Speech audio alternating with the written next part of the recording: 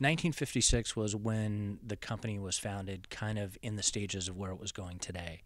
So Grandma and Grandpa were living in Vienna during the invasion of Hitler. And so they were actually put in concentration camps and ultimately released and traveled to Shanghai, lived in Shanghai in a refugee camp for about a year, came to San Francisco, and then ultimately to Fresno.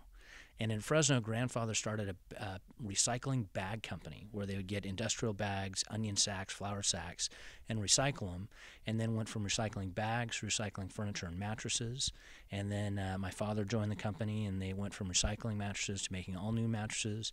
And then about 3 years ago, I joined the company and helped take some of the national brands even further along in the Western United States. The second generation from the first, there was a closeness between my father and his grandfather that really fought. My dad started here when he was 17 years old and stayed. And for me, I left and worked in technology for about 20 years before coming back.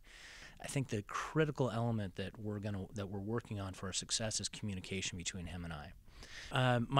The first or the second generation is so emotionally tied to this. So the communication between him and I, both in him being emotionally comfortable in my skills and me as a leader, is so key to our success. We've brought in a succession planner to help us work through some of those issues.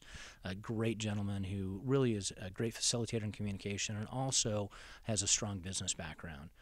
I think trust is the key word there. I mean, when people say they're a family business and when they know that they have more than one family member in there, there's a core nucleus. There's family values that are involved. It's not just corporate values. It's not just about dollars, but there's something bigger than money that is causing that company to survive and thrive, put out good products. There's an emotional ownership stake, just like I was talking about earlier, in getting the products out. It's not just some nameless, faceless corporation that somebody's rubber stamping or sewing up a mattress to get it out the door.